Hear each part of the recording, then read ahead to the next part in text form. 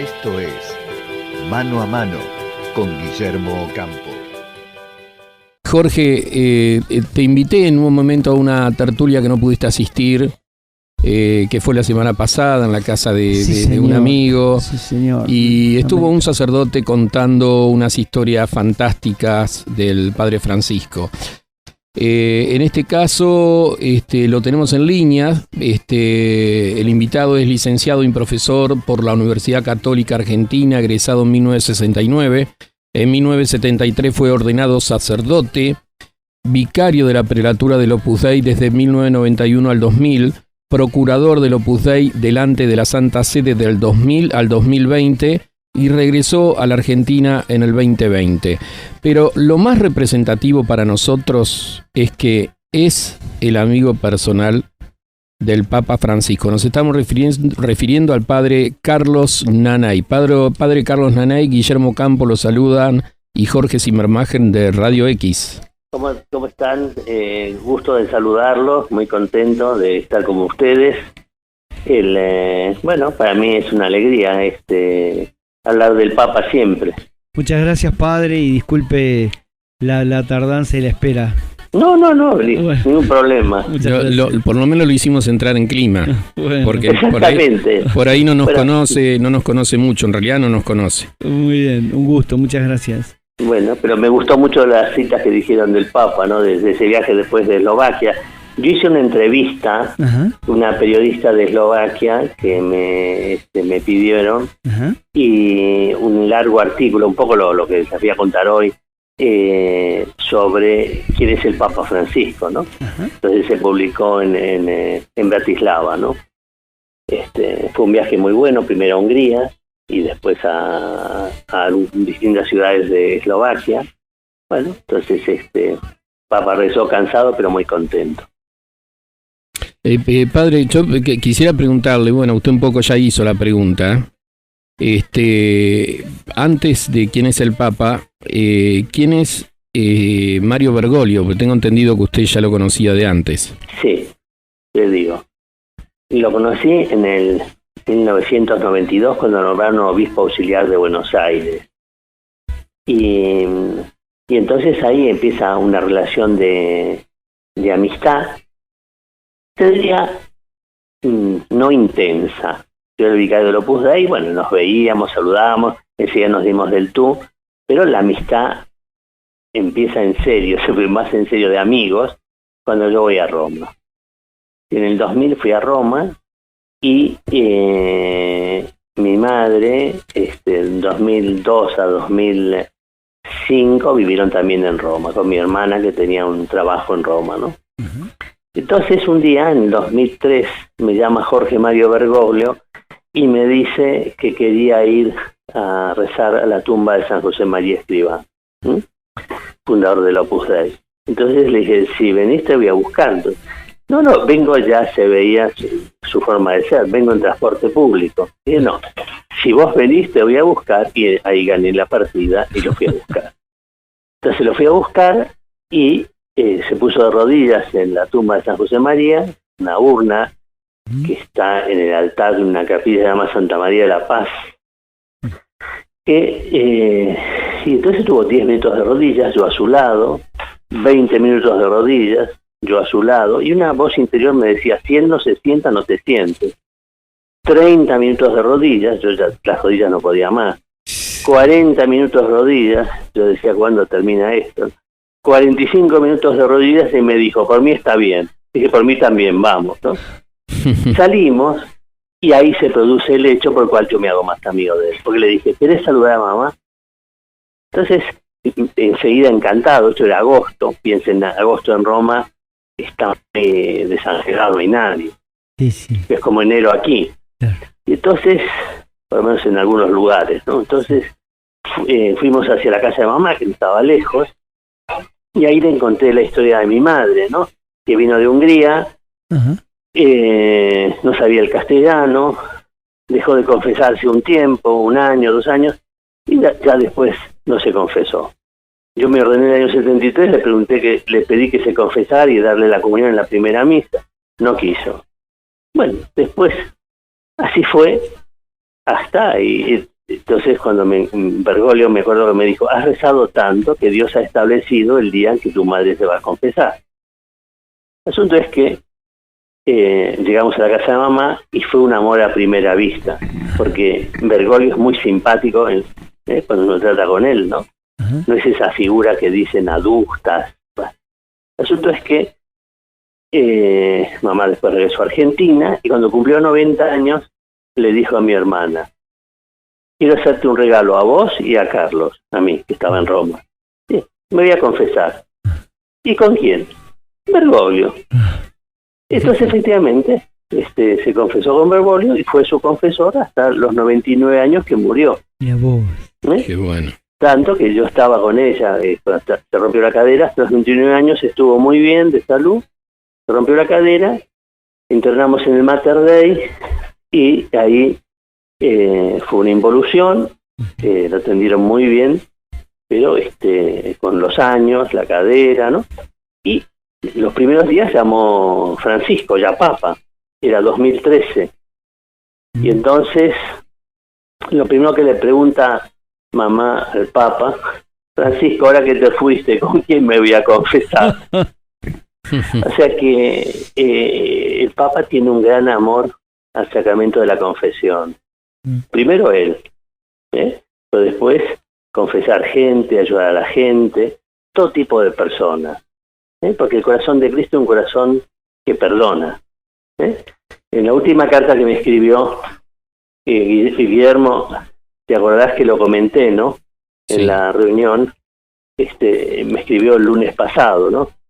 Me dio 2 consejos. Como confesor, que sea muy misericordioso. Y segundo, es que tenga cuidado con la cerveza, porque la reunión se llamaba Catecismo y Cerveza. Bueno, lo mandamos al frente entonces a nuestro amigo Javier de Catecismo y Cerveza. Padre, ¿y qué vínculo Bueno, pero el tenía? Papa ya estaba al tanto de esta reunión, ¿qué tal, Y no, lo que más vale, sí, ya toda la Santa Sede conoce la marca registrada de Catecismo y Cerveza. Fíjate qué linda forma de que entre el catecismo a través de la cerveza. Totalmente. Sí, no solo la cerveza, sino los ricos asados que nos comemos, los choripán y Claro. todo. La verdad que es un gusto estar ahí siempre. Y le pregunto algo, ¿qué relación o qué vínculo lo unía Francisco a José María Escrivá de Balaguer? Mira, él no lo conocía hasta que lo hacen beato. Y cuando le hace beato, le pide una cosa, que salga de la situación en que se encontraba en Córdoba. Y al día siguiente, los días siguientes, lo llama el nuncio Calabresi para decirle que es obispo auxiliar de Buenos Aires. Esto me lo contó él personalmente. Ajá. Y de entonces le tiene mucha devoción a José María Escrivá, y me contaba él personalmente que cuando celebra la misa solo, siempre celebra el canon romano. Y cuando hay el elenco de santos, que termina Cecilia, Anastasia, él agrega sus santos, y uno es San José María. Y entonces me dijo, nadie me lo puede prohibir. Sí, yo le dije, yo seguro que no. Yo seguro que no. Qué bien, Entonces, concretamente un día me dijo, ¿sabes lo que pido a José María Escrivá? Le pido por los sacerdotes que tienen algún problema. Entonces le pido para que les ayude, porque los sacerdotes, no hay sacerdotes malos, no hay sacerdotes que tienen problemas, entonces hay que ayudarles, ¿no? Uh-huh. Primero con la oración y segundo con el cariño. Esa es la gran solución. Tal cual. Hay una anécdota, hubo varias significativas y muy linda de la que usted contó, pero tal vez una de las que más, dos me llamaron la atención, que quiero que si la puede contar. Una, que usted fue testigo de un milagro de Francisco, sí. Y la otra, cuando fue a Nápoles a ver a los presos. Sí. Mira, la primera es que en un restaurante que yo iba en Roma, con las relaciones con la Santa Sede, el mejor modo de relacionarte con cardenales, obispos, monseñores, etcétera, es comer con ellos, no irse al lugar del trabajo para molestarles, ¿no? Entonces en un lugar que íbamos a comer. Me hice muy amigo fui muchas veces, en 20 años en Roma, pero muchas. Me hice amigo de los dueños, los propietarios. Después tuvieron 2 hijos, y de esos 2 hijos, la chica, llamada Laura, se casó y tuvo una chiquita llamada Sofía. Entonces, esa es la relación, ¿no? Entonces, esta chiquita nació mal del corazón, una cosa grave. Entonces el médico dijo que había que operarla en los próximos meses, que creciera un poco, de un poco de fuerzas, la operan del corazón. Pero al salir de la operación, el médico dice, no ha quedado bien resuelto el tema, tendremos que esperar 1 año para volverla a operar. Bueno, entonces ahí ya me pidieron oraciones por Sofía, entonces empecé a rezar, bueno. Y entonces un día va un cardenal a comer a ese restaurante y dice, la trataron tan bien que dice, ¿ustedes quieren saludar al Papa? Y entonces, por supuesto.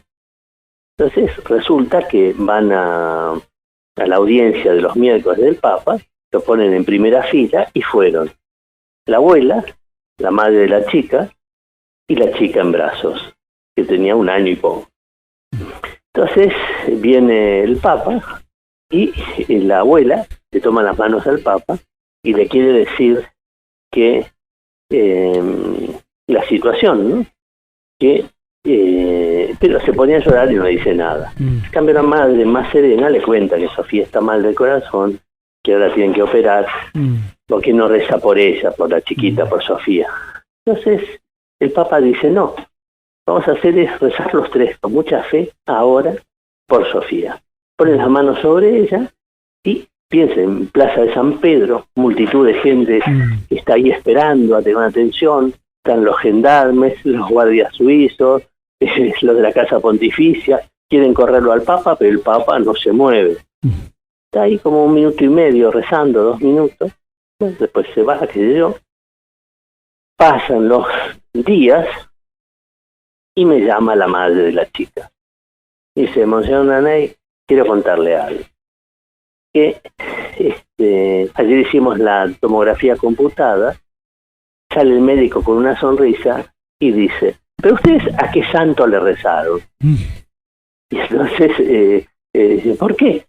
Porque el corazón de Sofía está perfecto, pero no solo está perfecto, lo más llamativo es que no se notan las cirugías de la operación anterior.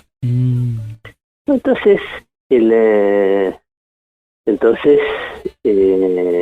le digo, mira, mandame la foto del Papa que está como rezando sobre Sofía, y también un texto de una página contando lo sucedido. No sé, es milagro, no es milagro, pero lo sucedido. Bueno, a los 15 días voy a verlo al Papa y le doy la foto y el texto. El Papa se ríe y después de un momento de leerlo, ¿sí?, me dice, ¿qué querés? En el Vaticano hay que hacer de todo, hasta milagros.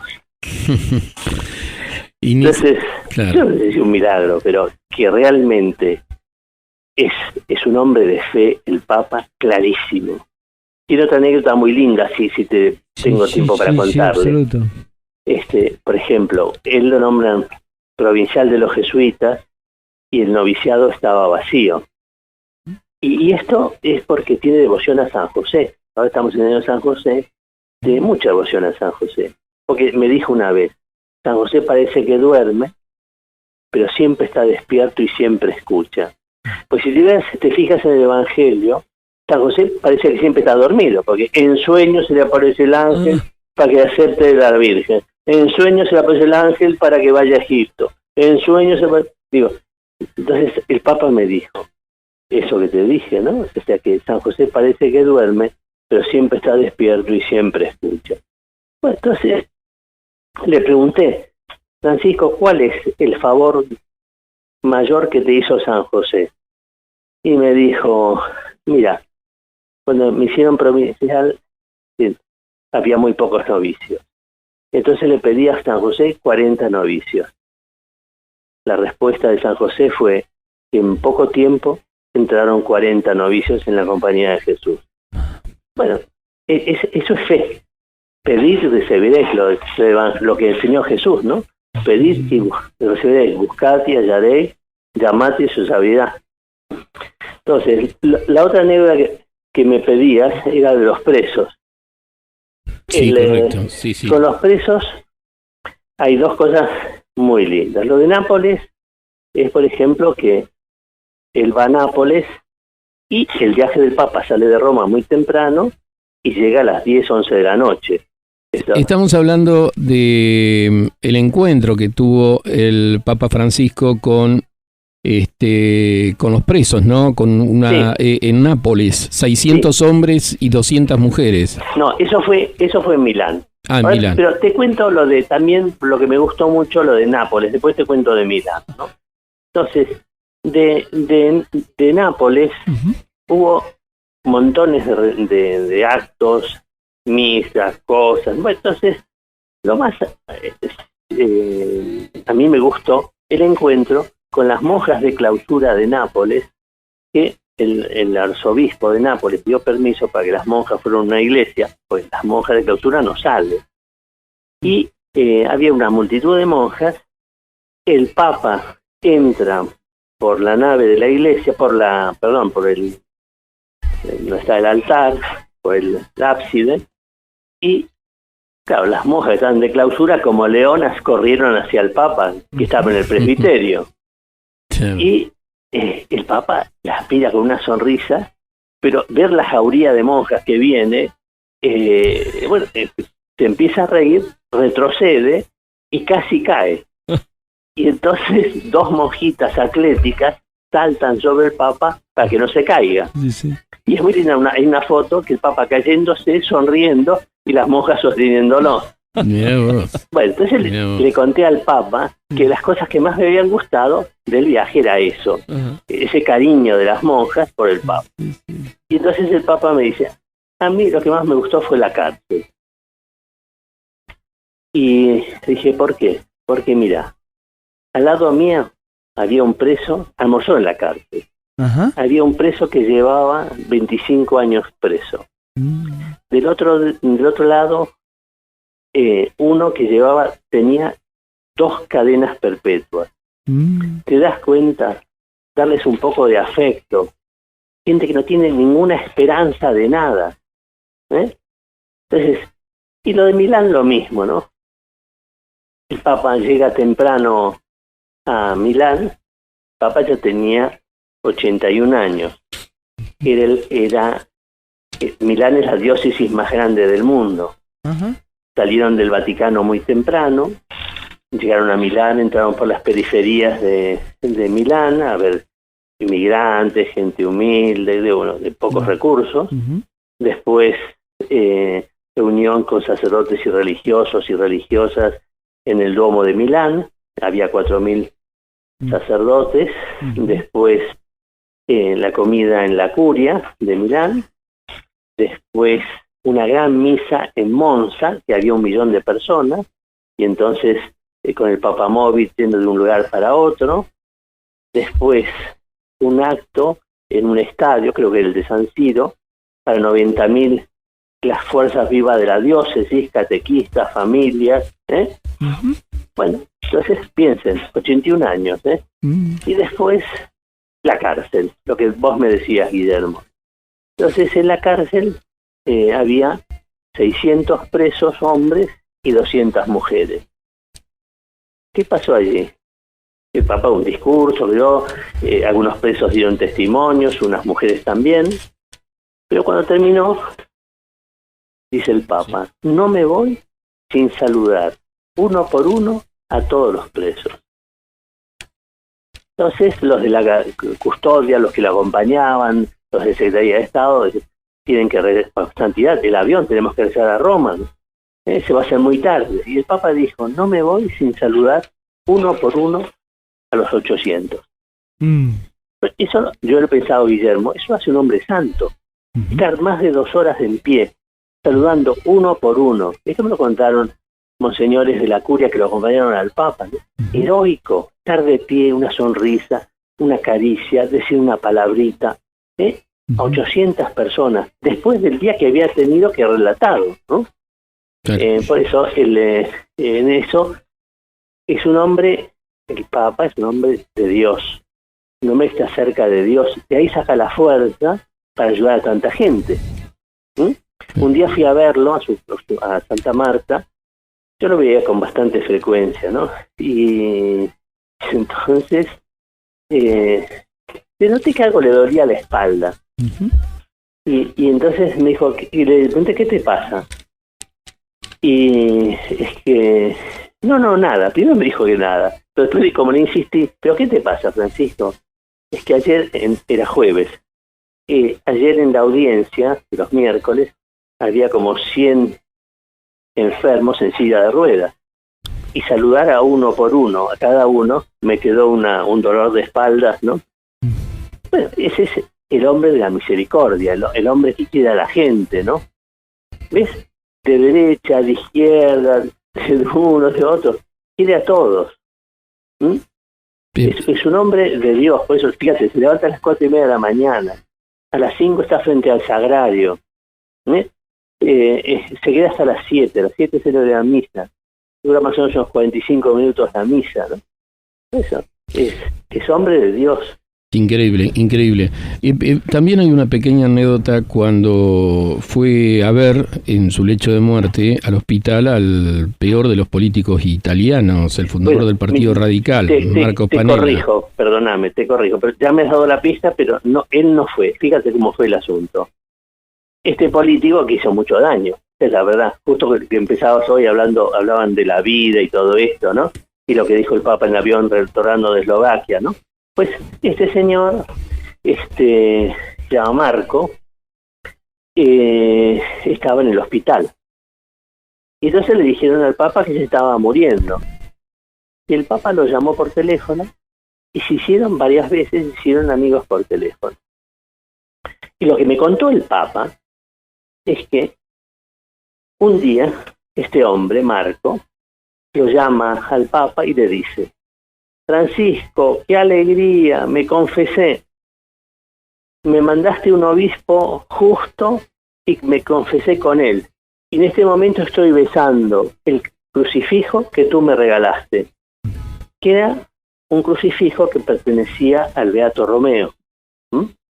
Sí, entonces, ese es el Papa, ¿no? El hombre de la misericordia, de ayudar a unos, a otros, ¿no?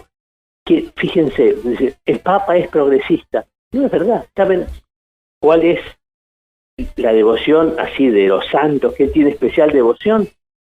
A San Pío X. Nadie puede pensar que San Pío X es progresista. Entonces, estar lejos del Papa o criticarlo es un grave error. Hace pocos días, el prelado del Opus Dei justamente hizo una entrevista a un diario de Croacia y dijo: al Papa no se lo puede criticar. San José María decía, omnes, lo digo en latín, omnes cum Petrua iesum per María. Todo. Con Pedro a Jesús por María. Es como los grandes amores de un cristiano: Cristo, María y el Papa.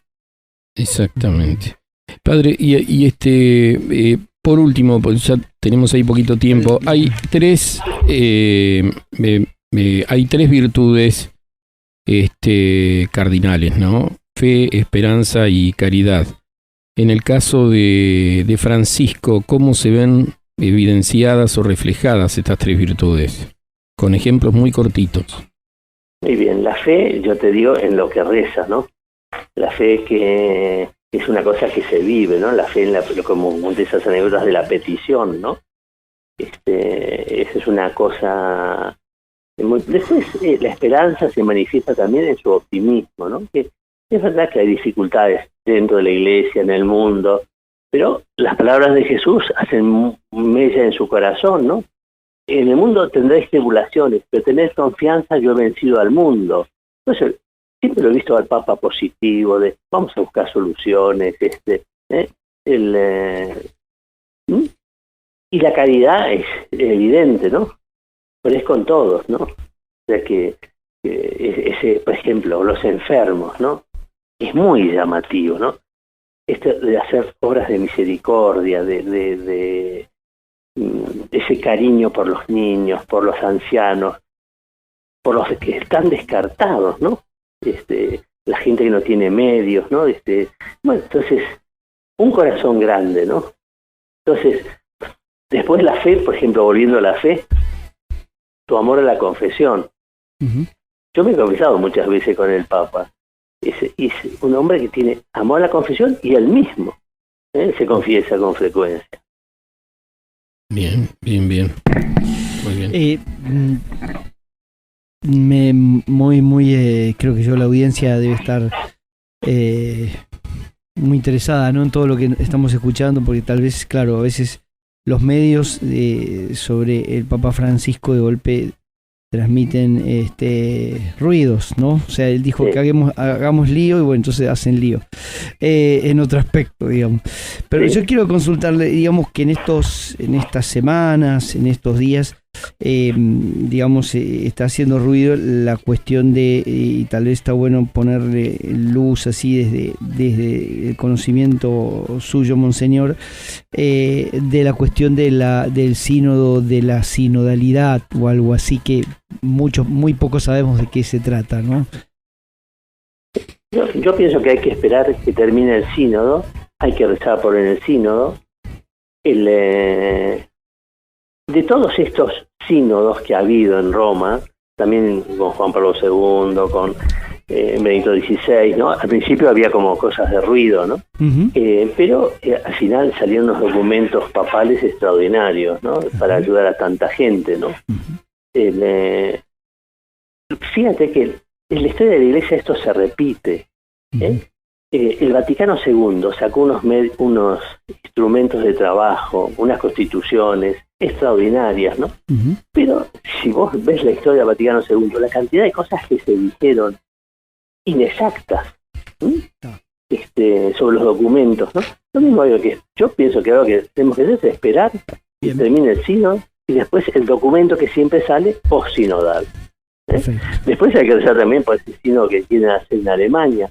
Pero fíjate, no se puede cambiar la doctrina. Es un depósito que no va a poder cambiar nadie. Totalmente.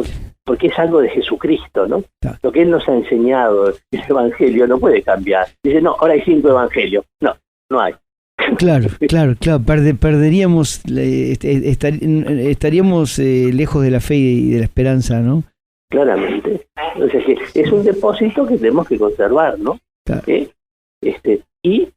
es verdad que saber presentarlos en el mundo de hoy, una nueva sensibilidad, pero lo que nos enseñaron nuestros padres, me refiero a los padres de la Iglesia, lo que enseñó Jesucristo, los apóstoles, eso no puede cambiar.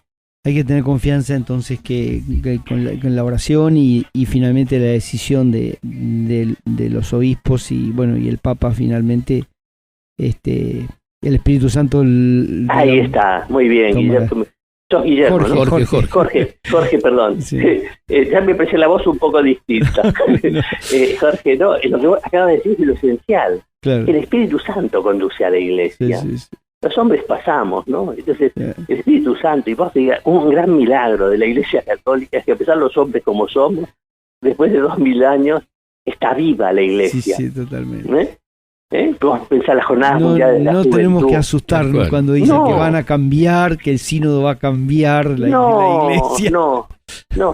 Siempre ha habido, yo me gusta mucho la historia de la Iglesia, ¿no? Sí. Entonces, y he leído mucho y estudiado la historia de la Iglesia, ¿no? Y se ha repetido todo esto. Fíjate, por ejemplo, el Concilio Vaticano I, los obispos franceses se fueron del sínodo, del concilio, se fueron porque no querían votar la infalibilidad del Papa. Claro. Fíjate, un episcopado entero. Que no hay que asustarse. Pensamos el Concilio de Trento, las dificultades de Lutero, ¿no? Lo que supuso la desgracia, ¿no? Un poco de la división de los cristianos, 1500, ¿no? claro. 1500, ¿no? Pero antes piensa tener tantas dificultades, ¿no? Vos pensás, cuando irrumpen los vándalos en el norte de África, en el 400, en la época de San Agustín, en el 400, había cerca de 800 diócesis en el norte de África. Después también con el Islam no quedó nada. Claro. Entonces, por eso, en el mundo, dice Jesús, tendréis tribulaciones, pero tened confianza, yo he vencido al mundo. Bien. ¿Eh? Bien. Acá me acaba de llegar un WhatsApp del pueblo, de nuestros radioescuchas, Sí. y nos dice: Juan Pablo II, el Papa Santo. Benedicto, el Papa Emérito, es el doctor académico, ¿no? El doctor en leyes. Y Francisco, el Papa político. ¿Usted lo ve así? No. El Papa cercano a todo tipo de hombres, a ricos, a pobres, tiene un gran corazón, ¿no? No es un papa político, ¿eh? Y lo que pasa es que no quiero contar cosas así de su intimidad, pero No, perfecto. no es el papa político. Es un pastor, un auténtico pastor que está cerca de la gente, ¿no? Ahora, el mundo está atento de lo que el Papa dice, ¿no? Fíjese lo que comentamos hoy. Y eso algo habla, ¿no? De tal vez de lo que usted está diciendo, monseñor, o sea, de su cercanía con la gente. Sí. ¿No es cierto? Yo lo que me... o sea, está haciendo el lío en serio, digo. Sí, fíjate, por ejemplo, él me contó que tuvo que hacer 3 reformas económicas. Uh-huh. Primero, con el tema del colegio de la Universidad del Salvador. Después, en la segunda, como arzobispo de Buenos Aires. Uh-huh. Y tercero, ahora en el Vaticano, ¿no? Uh-huh. Lo que ha hecho, una cosa extraordinaria en el tema de reforma económica, de sobriedad, la imagen. Vos pensás, él no pensaba ser papa. Vino a Roma con 3 mudas de ropa. Una que usaba, otra que lavaba él a la noche y otra limpia para el día siguiente. Ese es después. No ha querido tener auto personal. Es el papa que le ha hecho peor propaganda a la Mercedes-Benz, porque tiene un auto. No ha querido tener chofer. Él vive de un modo sobrio, ¿no? He estado muchas veces en Santa Marta con él, ¿no? En el segundo piso, ¿no? En su habitación, ¿no? Entonces, ese ejemplo. Y después, usarlo en el Vaticano, ¿no? O sea que ya la curia de un ejemplo, ¿no? De sobriedad, viste todos estos últimos escándalos, ¿no? Entonces, bueno, entonces que no haya escándalos, ¿no? Que los pastores se vean por su sobriedad de vida, entonces, y ha cerrado, creo que son 4.000 cuentas corrientes que había en el IOR, que ya han cerrado, ¿no? Eso es público, por eso lo digo. Sí. Entonces, para que el IOR, que es un banco pequeño, con tantos líos, ¿no? Para que entrara en la white list, que se llama, ¿no? De los bancos, ¿no? Increíble. Entonces, eso, después, como se llama, que los sacerdotes estén cerca del pueblo, que los obispos estén cerca de los sacerdotes, ¿no? Tantas cosas positivas, ¿no? O sea que... Bueno, yo he tenido, le cuento algo particular. En el 19, mi hija la mayor, que hoy tiene 40 años, con lo cual yo soy señor mayor. yo soy más viejo que vos, ¿eh? Yo soy del Antiguo Testamento. Bueno, estuve ahí en la Universidad Urbaniana, ahí junto a los jardines ahí arriba de la CEFI, de los apóstoles, ¿no? Del patio de San Pedro. Bueno, y ella se recibió de doctora en Derecho Canónico. ¡Qué lindo! En la Urbaniana, sí.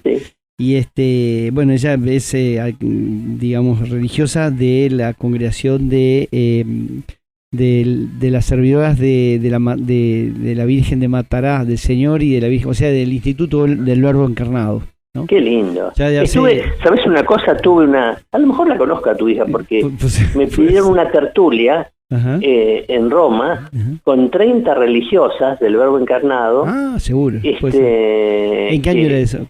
Eso habrá sido hace 3 años. Ah, puede ser, porque ella vivía en Roma hace 1 año y medio, que está en Suiza ahora, a cargo de una misión que tiene ahí, una casa, una residencia estudiantil, digamos. Pero ella estaba mientras terminaba su tesis y su doctorado en la procura, ¿no? O sea, de donde yo la visité. Yo fui cuando ella defendió su tesis. Fue muy lindo, muy interesante. Mira qué lindo. Y salió como le dicen, summa cum laude. Summa cum laude, sí. O sea, lo máximo, lo máximo. Sí. Tenés una hija sabia. Sí, me trajo. Ahora me mandó, mi mujer estuvo con ella en Suiza, me mandó un libro de 600 páginas, que lo único que pude leer es la primera hoja, porque está en italiano, ¿no? Así que pero bueno, contento el padre. Así es la vida. Tengo 7 hijos, esta es la mayor. Que Dios te bendiga, Jorge. Muchas gracias, padre, monseñor. No, decime padre. No, yo lo iba a despedir con monseñor, para matizar un poquito más. Un gusto para nosotros, realmente. El último que te cuento es que si ustedes han visto en la transmisión, yo lo tuteaba, Papa. Yo le dije, el primer día de ser, porque lo vi. Y le dije, a partir de ahora te hablo de usted, vos sos Pedro, no te puedo estar tuteando. Claro. Me toma de los hombros y me dije, entre Pedro y Pablo no se hablaban de usted, tú me tuteas. Y yo le contesté, que tú eres Pedro no tengo la menor duda, que yo sea Pablo, primera noticia. Bueno. Sí. Claro. Bueno, claro. Qué lindo. O sea, cuán cercano nos lo pone a su santidad, digamos, monseñor. La verdad que bueno. Guillermo, Jorge, padre Carlos, les agradezco la entrevista, me gustó mucho, Guillermo, conocerte. Ahora me falta conocer a Jorge. Ya lo voy a conocer. Le cuento la que cerveza, voy a la Jorge es un referente político de acá de la comunidad de Pilar, bastante reconocido por defender los derechos, lo que dijiste de la vida me pareció fantástico. Y demás. Soy, digamos, hace 35 años, digamos, ¿cómo se llama? Cercano, fiel del movimiento Schoenstatt, ¿no? Aquí en Pilar, digamos, hoy se ha fundado y se ha construido, en la pandemia se ha construido un santuario acá en Pilar, así que estamos muy, muy contentos de compartir también con muchos otros movimientos y grupos de amigos confesionales, ¿no? O sea, ya comprometidos con la obra de... Fíjate, una cosa linda también te digo de Francisco, es el cariño que tiene a los hermanos separados, los cristianos. Entonces, uno de sus mejores amigos es un pastor protestante, también muy amigo de la comunidad hebrea, en todas partes los sigo saludando, es un hombre para todos, ¿no? Yo en mi actividad política en este momento estamos acompañando en Pilar y en la provincia de Buenos Aires los hermanos evangélicos que están liderados por Cynthia Houghton, ¿no? Sí. Así que estamos acompañando y yo creo que la política, es buscar servicio, servir, ¿no? Claro. Y entonces las diferencias tienen que ser para unir, ¿no? O sea, tenemos que encontrar la unidad en la diversidad, ¿no? Así que... Claro, tenés razón. Así que así es polémico el tema de la política, porque tenemos muchos gente allegada a la religión y demás que lamentablemente optan por el mal menor, ahí eso, y no el voto de conciencia.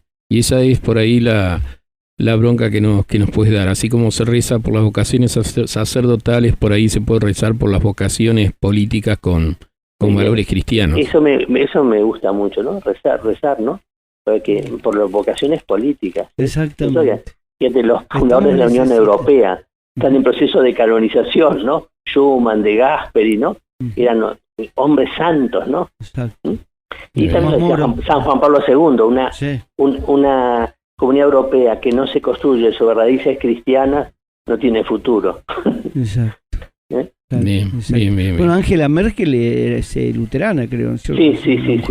Bueno, Fíjate, te puedo decir que es la mujer que más admira al Papa Francisco. Me parece que es mutuo entre los dos. Bueno, la tenemos también en España, Isabel Díaz Ayuso, pero por ahí no sé si lo quiere mucho al Papa, pero por lo menos sabemos que es de derecha defiende y que defiende los valores. O sea, así que bueno, así es. Muy lindo, la verdad que muy ya nos veremos personalmente en alguna de esas reuniones de cerveza, monseñor. Fenómeno. Un gusto para mí. Fenómeno, Jorge. Un gusto, monseñor. Guillermo, gracias, Carlos Naney. Muchas gracias. Gracias. Adiós. Chau. Chao. Que está mal y que está bien.